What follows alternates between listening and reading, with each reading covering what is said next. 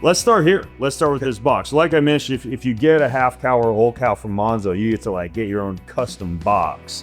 All right, do you know what's in here, by the way? No. Okay, so No. Phil's just like, I mean, I can probably identify. on the fly. All right, here we go. This is like Christmas for carnivores. So yeah. Okay, so let's open this one up. So one of the, I would say the more popular podcasts, at least amongst the foodies that listen to this show over the past few months, was when I interviewed this guy named Justin Owens. And he's got this Piedmontese cattle operation. We talked all about the fascinating history of this cattle and the weird aspects of the meat, like the high collagen content and the tenderness. And I actually had the opportunity after interviewing him to try some of the steaks that he sent my way. And long story short, even though I want to hear your take on this whole Piedmontese cow thing, is that me and my family got a whole cow.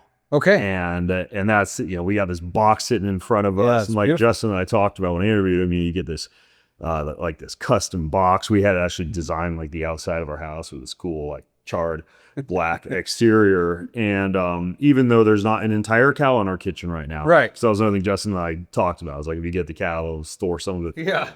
Ship as you go, which is great. So I don't have to buy an extra freezer. Yeah.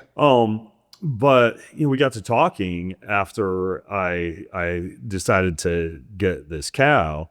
And he's like, dude, like we have all sorts of crazy cuts that nobody's ever heard of. And there's this guy named Phil Bass, who is in the animal sciences department at University of Idaho, who, correct me if I'm wrong, because you are Phil, by the way, guys. I am. Phil. I am Phil. Got sent over to Italy to train in these like weird Italian butchery techniques. Sure. And so we thought, heck, let's do like a follow-up podcast and learn about, for people who want to know about different cuts of meat they might not have heard of before, and maybe get some cooking tips and tactics to be able to do so. So if you're watching and listening to this episode, first of all, that first one that I did with Justin is at bengreenfieldlife.com/beef podcast, bengreenfieldlife.com/beef podcast. And then all the show notes for this show that we're about to dive into, that's at bengreenfieldlife.com/eat meat. It's bengreenfieldlife.com/eat meat. Yeah, we're love it. We're not getting any new plant-based listeners with this episode series. And then as far as like these actual cows go, like if you're listening and you want to try some of this meat for yourself, you get half cow, you can get whole cow. If you go to bengreenfieldlife.com/Monzo, MANZO, in the show notes for this show, I'll put some fat discount codes for you. And then you can also opt to just like order a few steaks and try it from that same website if you want to. But anyway, so Phil, I know you're from Northern Cal. I know you're working in animal sciences department at University of Idaho now, but what got you interested in this whole scene of cows and cattle? Yeah. Well, I mean, how much time you got? So, I mean, I grew up around cattle. Well, I don't have a lot of time, by the way, because we're surrounded by meat, and I'm just getting impatient. I hear you. No, it's a passion of mine. Met Justin at a Washington Cattlemen's convention, small little operation, but I was doing a cutting demonstration. He found some of the things that I was doing interesting, so we visited a little bit. He told me about his Piedmontese. I knew very little about this breed. I'd heard about it, all right, and I showcased a little about their unique characteristics in my class, but never really experienced them. So, so we parted paths that day, and sheepishly he calls me up one day in January. I remember this, and said, "I don't know if you'd be interested, but maybe would it be possible you go to Italy and like hang out with some butchers?" Everybody get asked, and I'm like, just says no. No, I mean, the dentist. it's yeah, right, yeah. So it's kind of like a dream come true, honestly. I tell people that all the time. Like my dream is to just travel the world and hang out with other butchers because there's always something to learn. So I did. We went over with a few other breeders with Piedmontese cattle, and got some tours of a number of different farms for 1 week, and then the second week I hung out with butchers, which was fascinating. It was amazing. So, I mean, I've been to Italy and I've eaten those Florentine steaks, which are just like this massive. I don't know, they're like usually Chianina. Yeah. What's the breed? It's like Chianina. Chianina. We stayed at a farm, so massive giant cows. white cow. Yeah, they were big, kind of like these Piedmontese guys. And the meat was incredible, but I didn't know there was like a certain style of butchering that they do in Italy. So why would you go all the way to Italy? And what's special about that? Honestly, that's what we were trying to figure out, is how much different is it, and how can we take what they're doing and bring it back to the States to make sure that we're treating the meat the best that it can be in its kind of unique way. And so the Piedmontese cattle are double muscled. You went into that with Justin, so folks can go and look at that episode. But they are a unique animal. And the first time I got to cut one, I was absolutely astonished and amazed. There's almost no fat on the outside of the carcass. You can see every single bulging muscle on the carcass. It's a beautiful thing to look at, and then putting a knife to it. It was very unique. And so conventional meat cutting here in the United States historically has been take it to a saw and just start cutting across chunks. Yeah. Okay.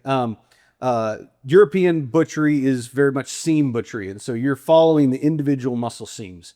And so we've been adopting that in the States to an extent, but that was the opportunity that I got to learn from. So when you say following individual muscle seams, I don't talk about this much on the podcast. This is gross. I'm sorry, but I used to dissect human cadavers at University of Idaho. So you get these cadavers shipped in, usually from University of Washington, and my job was to go in, be a fascia line, separate all the muscle, put little, almost like zip tie tags on for the students to come in and learn what the semi-tendinosis, membranosis, sternocleidomastoid, all these fringe Latin names. So it sounds to me like what you're saying is that what you learned was kind of like a finesse style of like separating the fascia and separating out each individual muscle. Individual muscles, yeah. And cool thing about these Piedmontese cattle is the muscles are so big, and so you can make a specific item just from that individual muscle. And so we're starting to do that with conventional cattle in the United States, but it's not quite as adopted as definitely what's happening in Europe right now. Creating a specific item from an individual muscle. Yeah. What do you mean by that? Okay, so there's one specific chunk that, so out of the what would be the equivalent of our forearm, but the foreshank on the beef animal, they're pulling some of those individual muscles out of there. And honestly, I don't even know all of those muscles. There's quite a few, but they'll pull those individual pieces out.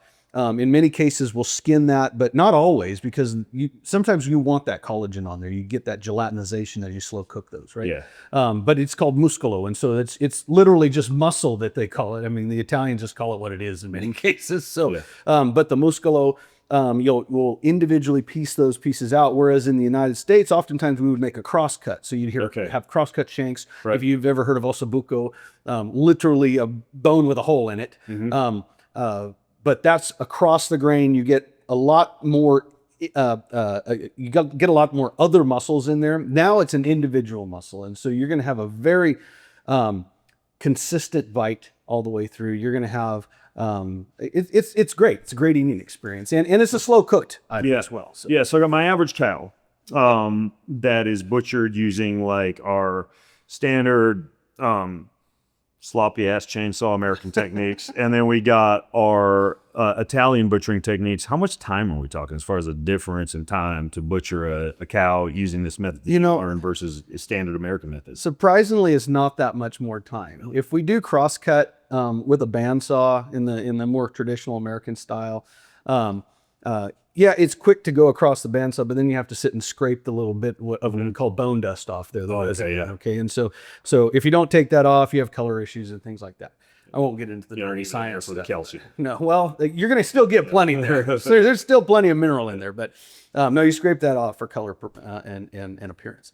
You make the piece quickly on the bandsaw, but then there's other preparation that goes into it. And anytime you have that bone in that item too, usually there's additional packaging requirements to make sure that you don't puncture through the bags and things like that. Whereas this muscolo, I mean, it's just soft muscle tissue. Yeah. Very easy to package, very easy to present. And then I remember distinctly hanging out with this one set of butchers, and I can't remember the tiny little town that we were in, but they had me seaming out that foreshank area. And then you just have the little nonnas coming in off the street. She comes in, she gets her tiny little bit of muscolo. She's going to take it home. She's going to bolito that, so boil it, and have it with her cat or whatever, grandchildren or whoever's coming over that day. And it's just kind of an everyday occurrence that they have that nice little packaged of meat right off the animal. I mean, it's a beautiful thing. Yeah. So, one of the things that came up when I was interviewing Justin, I just found fascinating, was I think he said that the actual fiber, like the muscle fiber, something like 1/16 the diameter of what you'd find in like a non-Piedmontese. Yes. Yeah. Much smaller. Yeah. What's that? Like, can you feel that? Like, is it more tender, like the feel of the muscle? Yeah, I think you can detect some of the texture that's there, especially when you get into, say, your middle meats, your ribeyes, your strip loins, tenderloins, that kind of stuff. When you get into, it's a much smaller fiber diameter. What that does is it makes it just easier to bite through. So in your steaks that you're grilling, you don't have to cook them very much. And in fact, we don't recommend cooking them very much because there's not a whole lot of fat in there. You don't want to dehydrate it.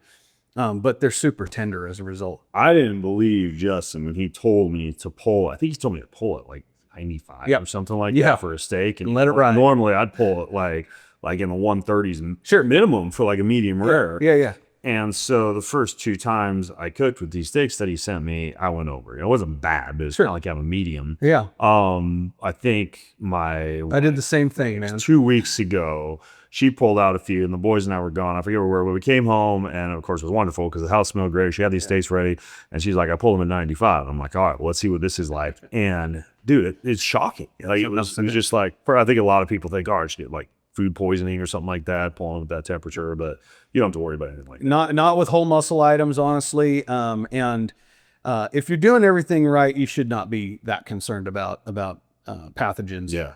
Especially it's inspected meat. It's coming from a legit plant. I go there regularly. The guys do a great job. Is it true that, and I think this might have been something else that Justin told me, that because of the texture of the muscle, that you could take like a cut that would traditionally be kind of more tough, maybe more like a stew meat, and it still has the tenderness of, let's say, like a filet mignon.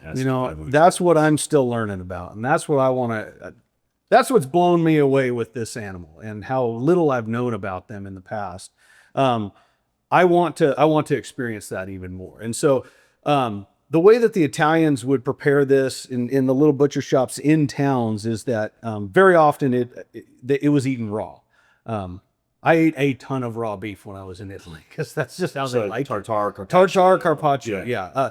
The tartare would be out there just waiting for you when you sit down in this region of the country because it was such a popular item. Some good bread. And it's beautiful. Yeah, I mean, I'll just eat it on with a spoon if you give it to me. So shut up, it's not dinner time yet. Sorry, I haven't had dinner. And then a lot of the round cuts, which are all the time going to be considered a less tender piece of meat, were super tender, eaten in that raw state. So interesting. And then the other thing, and by the way, for those of you who are watching, I highly recommend you watch the video for this episode. Again, the show notes are at bengreenfieldlife.com/eatmeat. In the video, we're going to be showing some of the cuts that I haven't even really dug through these boxes. I don't know what's in them. This is going to be like, I don't either. Saying earlier, it's like the Mary Poppins mystery box. We'll see what comes out. Yeah. But one of the things that Justin mentioned when I talked with him was, and for some reason this just stuck with me, and I got to ask you about it. He said there's like some cut called something like Thor's hammer. Sure. Yeah. What is that one? Well, that's another different way of eating the shank, and so you can make it out of the hind shank, which would be kind of more the calf area, or the foreshank, and that's where you do what's called Frenching. So if you're familiar with culinary term, the Frenching is where you clean off a section of bone, and so you'll have the entirety of. I just put like 2 sticks of butter and everything. Yeah, that too. It's not a bad idea.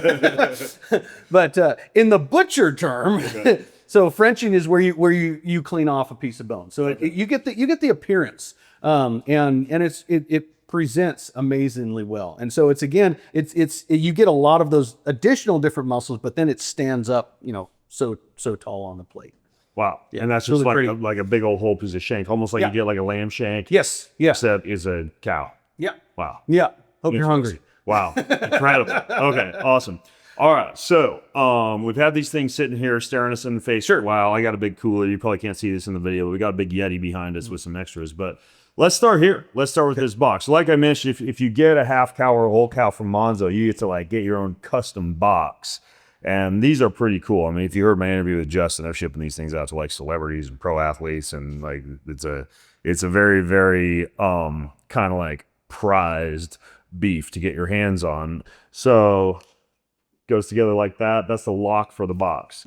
All right. Do you know what's in here, by the way? No. Okay. So Phil's just like, I mean, I can probably identify on the fly. All right, here we go. So that's awesome. So I mean, look at what they did here, you guys. I mean, talk about like a gift for somebody or for yourself. They even got like me, very self-conscious. I feel narcissistic now opening this box. It's got my logo on there. It's got like me running through a field, and then we've got these bags like this. You know, there's anything special about these bags? These are just cool bags. Yeah. Okay, so let's see what we got in here, and I'm just going to start putting you on the spot. Sure. Phil. Now, when these are shipped, obviously you get them shipped frozen to your house, and I am assuming, and I don't know if you know the answer to this question, Phil. I think I had talked with Justin about this, but I think you can like somehow dialogue with Monzo and tell them, hey, I want this, and this shit. Let's say you're throwing a dinner party or whatever, and they'll just like send whatever cuts that you want. Yes, exactly. Yeah. Okay. If you get a whole half or a whole animal, yeah. You what cool. you need. Cool. All right. So first thing coming out of the bag. All right. This is ground beef. What's trita mean?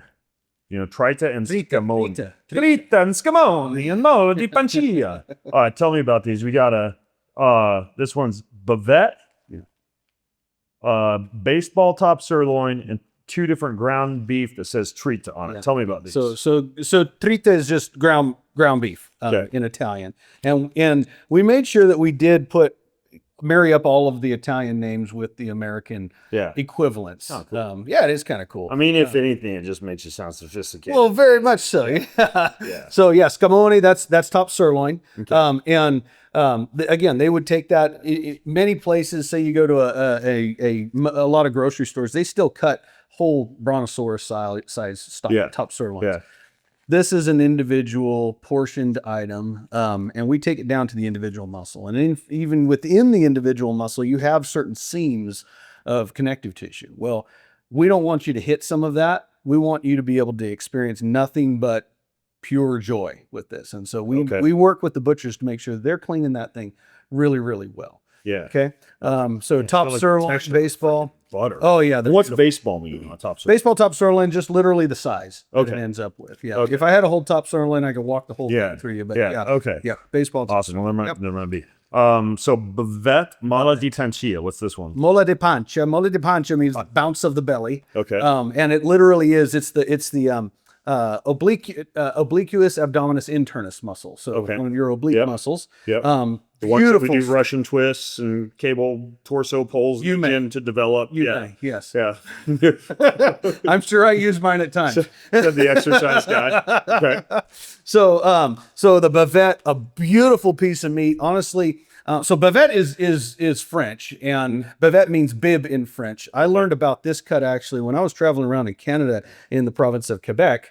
That's their go-to. Well, it turns out we can also make it in the Italian style here as well. And so the thing about the bavette is look carefully at the grain. And so you'll go ahead and grill this thing to your required degree of doneness, but then also make sure you cut against the grain. Okay. Yeah. Otherwise, I've heard that before. You know, it's very, very tender, these animals. Okay. But let's give it the absolute benefit of the doubt and slice it against the grain. That's pretty much the rule with all cuts. Isn't it? Cut against the grain. Yes. For the most part. Yeah. Okay. Yeah. All right. By the way, I just got to ask you as we're going through this, are you like, if you get your hands on a steak, what's your favorite way? Are you like a reverse sear guy? You like a smoker? Oh, no, I'm not too fancy. I just go meat and fire. Meat and fire. Yeah. Fair enough. Meat and fire, salt and pepper. I feel like sometimes I gotta be super fancy. Okay, and then ground beef, you're just using this for like burgers? Okay. Or is there something special about that? Absolutely. But if you want to truly experience this like the Italians, try this as tartare. As tartare. Yeah. And a little bit of sea salt, like a coarser sea salt, Maldon salt. I love Maldon salt over the top, and just drizzle some olive oil. And so if I step in the freezer. Yeah. Let's just see. My wife's out of town right now at a tennis tournament, but I'm pretty sure that this in the freezer you said tartare, right? Yeah. So theoretically, I'm just saying that if we take one of my wife's hobbies, which is making big old cannonball style loaves of sourdough bread, Yeah. you're saying thin slice that little, Yes. maybe like what do you call it? Like a crodette style or crostini. Crostini, yep. Throw some of that on there. Yep. Maybe And in toss fact, sort of a raw chicken eggs in the middle. if you're into that, yeah. Yeah. My preference, so I would take this, about half of that, and kind of almost mold it into just a little bit of a hockey puck kind of size. Yep. Go ahead and salt it, a little bit of your olive oil over there, and just I love it. scoop with thin slice. Incredible. Bread. Yeah. Incredible. Can I tell you about how excited I am of this right here? Tell me. Okay, Yeah. so I think I'm as excited. so I'll tell you, like, first time I tried this particular one, and I ate a lot of steak tartare in Italy, in the Piedmont. And I'm not saying this because we're on camera. I tell everybody this. This beef was different. Really? Yes. And I strongly believe it has a lot to do with what Justin, the rations that they're feeding them. And so they're getting into some regional grains that are up here in the Northwest. Yeah, and the peas and the lentils. And you can taste it in there. Wine. Oh yeah. Great pumice. Yeah. Skins, I mean, it's there, and it's super tasty. Wow. It's almost like wine, the terroir effect. The terroir, right. Yeah. It's almost like Very a similar. terroir. Well, and that's not terribly surprising. It's just that I haven't had a chance to experience beef that's been raised like that. This is different. And I probably wouldn't say it if we had some of the native Italians in the room, but this was better than what I had in Italy. Incredible. Oh my gosh. Okay. This is like Christmas for carnivores. So yeah. Okay. So let's open this one up. And again, like Phil and I didn't talk beforehand, so I'm literally just putting him on the spot. We didn't even know how to open the box. I didn't even, we obviously didn't even know how to open the box. Okay. So this one, now let me have to write a new cookbook. I'll just hire you. Okay. So next we got a beef boneless shank meat, a beef oyster steak, and a T-bone bistec. Oh, this is the one I was talking about. Florentine steak. Yep. Size of that thing. Big old honker. Jeez, what is that? Like a 24 ouncer? Probably more. Yeah, probably more than that. Yeah. It's all right. big. All right. So what do we got here? Okay. I'm gonna clean as we go, just so we don't have too much of a meat mess on the counter as we go. Okay. So I'll start with the oyster steak. So we haven't gotten the Italian name on here, but this would be the aragna. So the aragna is spider. Okay. So that is something that's starting to pop up in certain culinary areas in North America. It's well known in Europe. Okay. Great growing right on the grill. It's kind of like a skirt steak. And this comes right out of, so this is the obturator muscle. So right on the inside of that hip. And we scoop it out. And that's the one that I hate when my massage therapist finds if they can get to it. The obturator internus. Yeah, right. So actually, the first time I experienced one of these, I thought that thing's going to be like shoe leather. But especially with this, it's amazing. Because that thing's basically contracting every single time an animal takes a step. Yeah. But it's not that tough. Really? Yeah, it's amazing. So this is the one I'd probably still recommend going into kind of like a fajita kind of thing, or a pita or something. Right. If you're going more the tacos. Tacos for sure. Yeah. Great piece of meat. Okay. Beef boneless shank meat. Again, we don't have the new Italian name on here, but this is the muscolo. What did you say? Muscolo? Muscolo. Like muscle, but Okay. muscolo. Yeah. Okay. So this is right out of the shank. You can see we cleaned a lot of the connective tissue off the outside. We can leave that on if you want more of that gelatinized collagen as well. Okay. There's collagen all throughout from a science perspective, but you can get even more if we leave that on there. And it really is a beautiful mouthfeel. Some people want it, some people don't. We're starting out with just the really cleaned version, but if folks are asking for more of that gelatinized collagen, we can leave that on there. Okay. So that's what the muscolo looks like when we're talking about how you're just like taking it as a whole item and just like cutting with the saw through the shank. Yep. Exactly. Okay. Cool. Yeah. So we got the oyster steak. Yep. The shanks, and then this big boy. I mean, everybody knows what a T-bone is. Yeah. Anything special about these T-bones? Yeah, turn this thing over. Okay. So T-bone has two main cuts on there that maybe not everybody understands. So this is lumbar vertebrae right here. Yep. Lumbar vertebrae, transverse process. This would be pointing up dorsally, ventrally. Yep. So if you were like looking at my back, this would basically be like Just like, just like that. Yep. Okay. Okay. So this is the longissimus dorsi muscle. So that's your classic ribeye strip loin kind of thing. Okay. Runs long and dorsally. That's the tenderloin. Oh, wow. Look at the size of that thing. That's massive. First time I saw this, I didn't know what to say. And usually I'm not that lost for words. Yeah. So, you get a lot of tenderloin off of one of these. That's incredible. Yeah. So the T-bone kind of is almost like two different steaks in one. It is. It is two different steaks in one, but in the classic Fiorentina style, I mean, you can serve it almost like that. Yeah. Incredible. Sorry. Another random question for you. You're eating out at a restaurant, or I suppose at home. Are you the guy that gets the bone? Like you? Oh, definitely. I have to. Yeah. I'm the guy that arm wrestles at the steakhouse. Yeah. Like if there's a tomahawk out there. Oh yeah. Yeah. Oh yeah. Definitely rib bones. I will take one for the team and eat none of the meat as long as I can get just the tomahawk bone. I'm good. Yeah. There's something special about that right there. Yeah. So, all right. Cool. Cooler time. You Right guys, we got more. Don't go away. Don't go. Yet there's more. So we got a cooler here, and I'm just gonna start pulling stuff out. But look at this.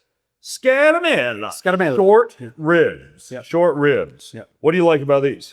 So a couple things I liked about the short ribs. Normally you're going to go ahead and braise these. Definitely going to have a lot more connective tissue that you need to break that down. Okay. Yep. The presentation is amazing. The bone itself, like, this is a brontosaurus style. Like we can cut them much smaller depending on what your options are. But this would be one that you have one of those big Dutch ovens. Yes. Oh yeah. You would basically maybe brown that with a little bit of flour and then add your aromatics and everything, some bay leaves, carrots, onions, and just do like a long braise. Absolutely. Or you do some kind of seasoning overnight and go to a smoker with this too. Oh, incredible. Yeah. So very versatile in that Traeger's going to get some work. Yes, absolutely. Cool. Yeah. So lots of great meat in that thing. I love short. Amazing. Yeah. Wow. Those are big short. I mean, those are massive. They're not very short ribs. Yeah. They have been short. Those short ribs are playing in the NBA. All right. Top round. Yeah.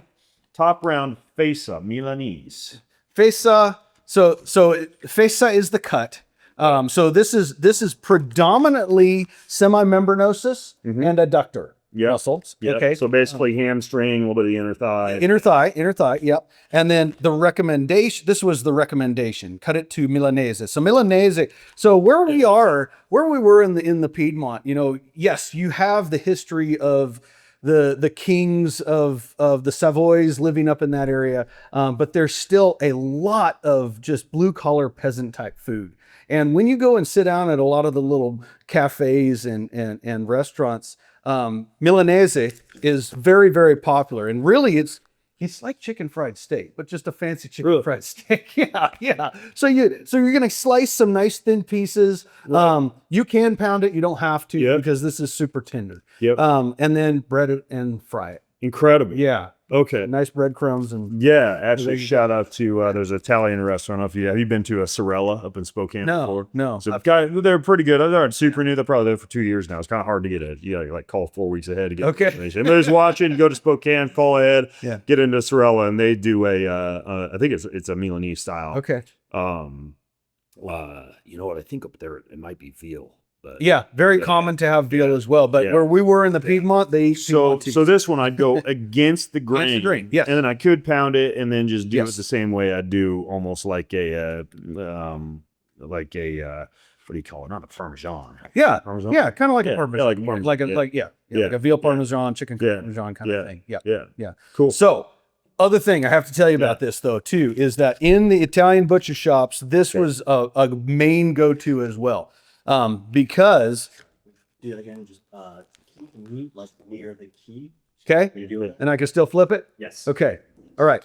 I got to tell you one other cool thing about this is that in the Italian butcher shops, this was a main go-to for a lot of the customers. Okay. Because beyond the Milanese style, so that's cutting it to maybe a quarter, half inch thick. This is where you'd go carpaccio right here. Oh. And man, Super. This will change your life. Super thin. This meat, especially right here, will change your life. Really? So against the grain, Better than it thin, is. Carpaccio style. Yeah. Amazing. Yeah, slice it thin against the grain, go nice. Cool. You know, I forget if I fully filled my wife in about what we were doing. She's off playing tennis. Okay. But basically, I'm going to totally wow her. She's going to come back. She's like, how'd you even know what to do with this one? I'm going to not even say you were here. No, like, that's hey, fine. Babe, I've been studying the Italian. No problem. Yeah. Oh, man. You're making a happily married man. So, Eye of Round. Eye of Round. Girello? Girello. Girello. Yep. Girello. Yeah. Okay. So, which means walker. Okay. So that is the semitendinosus muscle. And also, so you can go Milanese. That's it. Wow. Yeah. Wow. Dude, that's actually been trimmed down because we really clean those things.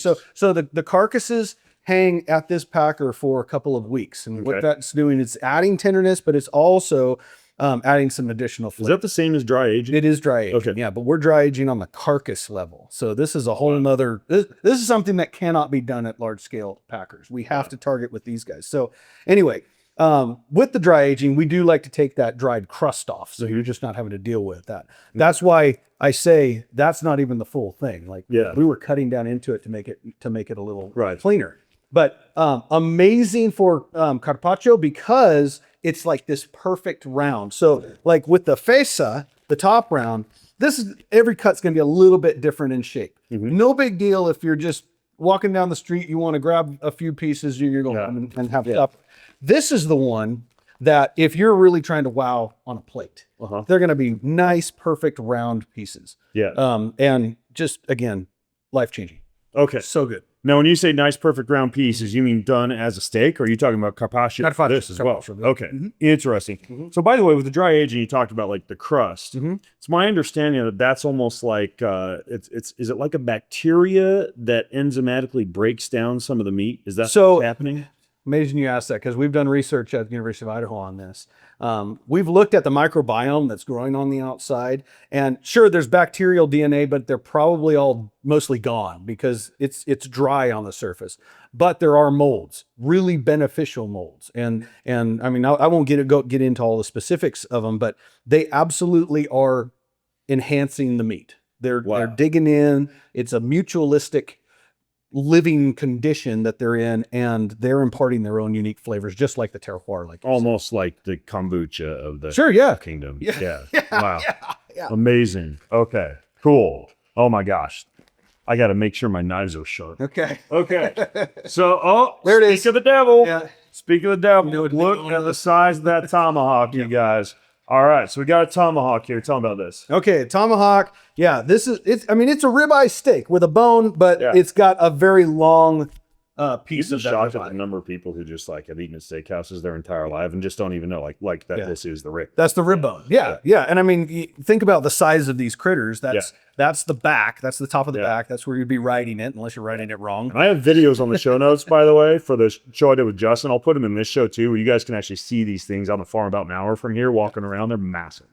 Yeah. Beautiful animals, by the way. But yeah, so again, beautiful presentation.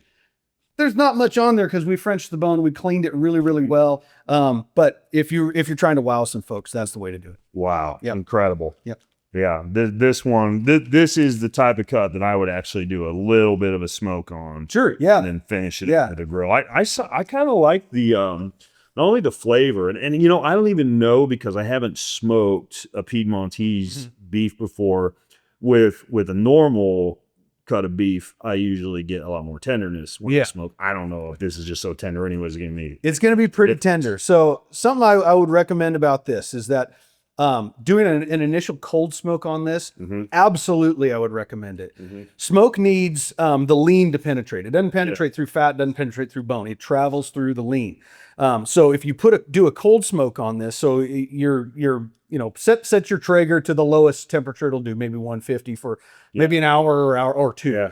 And that's going to help to penetrate into the meat, and then go ahead and sear that thing off on a grill or a hot pan. Yeah, the Traeger, I think it'll start off on a super smoke at 160. I think it's 160, 165. Yeah, like that. perfect. Yeah. Okay, cool. Oh my gosh. Yeah. All right. Yeah. Just remember, somebody's got to arm wrestle me for that.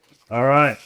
This is the never ending Never. Oh man. Oh, okay. This is one of my Beef favorites. marrow. I want to hear your take on beef marrow because I've got some thoughts about beef marrow, but let's hear what you have to say about these marrow bones. Yeah, this is beef butter right here, guys. Yeah. So butter of the gods. I have only eaten up until a year and a half ago when I did a cutting demo with Monzo and a few chefs. I had only eaten bone marrow roasted.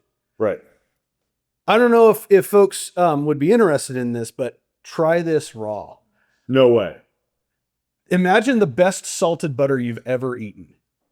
Seriously, Yes. I never thought about doing marrow. Dude, I never thought about it either. Like you obviously probably have to like dig in there. Like, isn't the texture pretty? It's amazing. Pretty hard, really. Yeah, it's amazing. So there's definitely a lot of fat, really good fats. Yeah, I mean, you could probably even kind of like shave it almost like a Parmesan cheese as well. Almost. And then the cool thing about so first off, we're not cutting marrow bones like you normally would see where they're little bottles, right? Yeah. Or little pipes. Yep. These we're doing it definitely a little different. We're cutting them long ways. We call this canoe style. Yep. That way you can really get access to that marrow inside. Mm-hmm. And I mean, you can just take a spoon and go for it there. But then the other cool thing about the Piedmontese cattle, they have a very fine bone. So if this was traditional beef, say like an Angus or Hereford, which by the way, I love those animals, but they're just different, is you would not get this much marrow. Yeah. It would be a lot more. On the outside, it'd be hard to see on the camera, but you could tell like the thickness of the bone versus the amount. Because that's the worst thing is like at a restaurant, you order the marrow and you get like the little baby spoon. You get half a teaspoon and that's it. Yeah. Yeah. You ever do a bone marrow shoe? Not that I know of. Okay. So, I mean, well, just for, even though we aren't going to do it, just for the demonstration purposes.